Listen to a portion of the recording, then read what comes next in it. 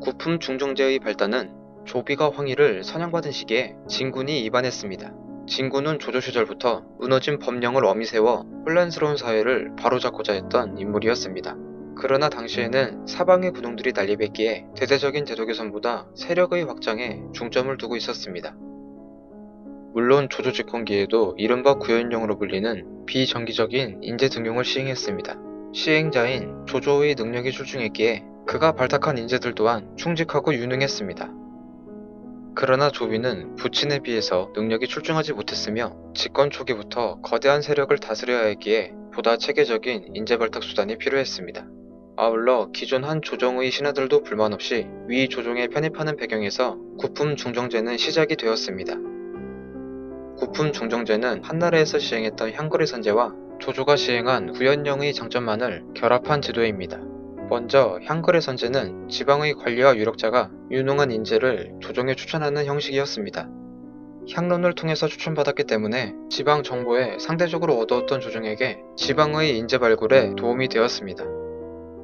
한편 조조가 시행한 구현령은 능력이 출중하다면 도덕적인 평판이 좋지 않아도 등용하는 것을 전제로 하고 있었습니다. 다만 그 사람이 진짜로 능력이 있는지를 가늠하기 위해서 세간의 평가보다 다소 낮은 관직을 내렸습니다. 이후 능력이 검증되면 알맞은 직책으로 승진시켰습니다. 구현령은 인재의 능력을 재검증해보는 장점이 있었습니다. 그러나 이 두 가지 제도 역시 단점을 지니고 있었습니다. 향거리 선제는 시간이 갈수록 부패하여 추천권을 가진 사람들이 권력을 넓히기 위해서 자신들의 자제나 우호적인 인물들을 첨가했습니다. 조조의 구현령은 앞서 설명했듯이 시행자만큼의 능력과 권력이 없다면 유능한 인재를 선발하기 어려웠습니다. 또한 한 명의 군주가 모든 영토의 인재를 판단하고 등용하기에는 무리가 있었습니다. 더욱이 유교적 풍조가 널리 퍼져 있던 당시 지배층 사회에서 도덕적 평판을 배제한 인재 등용은 환영받지 못했습니다. 앞선 두 제도의 단점을 파악한 조비는 진군과 더불어 장점만을 취해서 구품 중정제를 반포합니다. 먼저 중앙에서 벼슬을 하던 사람 중 명망이 높은 사람들을 선정하여 출신지의 중정으로 임명했습니다. 중정은 탐색과 추천을 통해서 인재를 발굴했습니다. 여기에 자신의 안목과 해당 인재에 대한 지역사회의 평판을 고려하여 1에서 9품으로 등급을 매겼습니다. 이러한 중정의 등급을 향품이라 하였으며 향품을 받은 인재는 곧바로 조정에 보고되었습니다. 조정에서는 해당 인재가 받은 향품에서 4단계 아래의 관품을 부여했습니다. 관직을 받은 인재는 착실히 능력을 발휘하여 처음 중정이 부여한 향품에 해당하는 관품의 직책까지 승진할 수 있었습니다. 참고로 같은 품계의 관직이라도 부여받은 향품이 달랐기에 차등이 있었다고 합니다.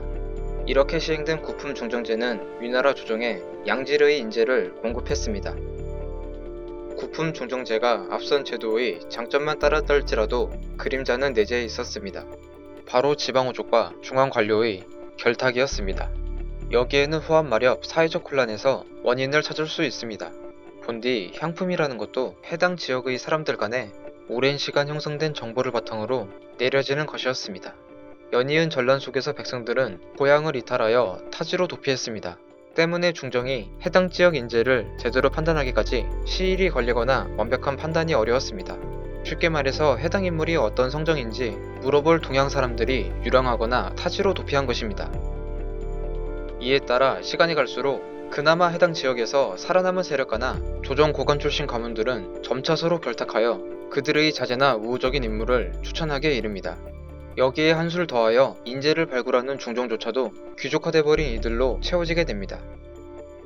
조비가 종실과 외척을 배제하고 호족과 관료만으로 조정을 꾸린 이유는 바로 전조의 실패와 자신을 지원해준 청류호족 세력들 때문입니다. 한나라는 종실과 외척, 환관 세력을 적재적소에 기용하여 잠시나마 황권을 강화했지만 어린 황제의 연이은 즉위로 실정을 기록했습니다.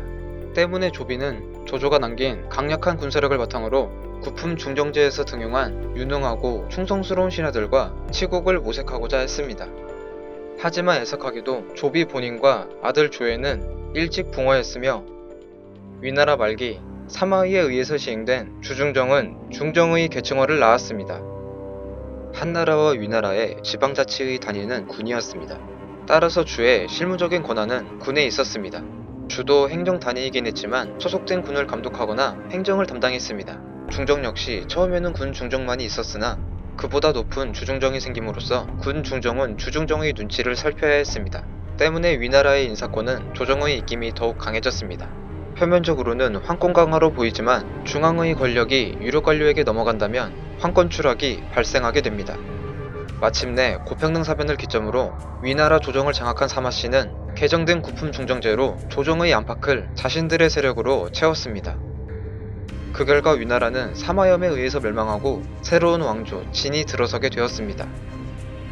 위나라 백년대계의 초석, 구품 중정제, 문왕제의 당창꿈은 진의 비수가 되어 조위를 붕괴시켰습니다. 영상이 재밌으셨다면 좋아요와 구독, 그리고 광고 시청과 알림 설정 부탁드립니다. 그럼 다음 이야기로 찾아뵙겠습니다. 안녕히 계세요.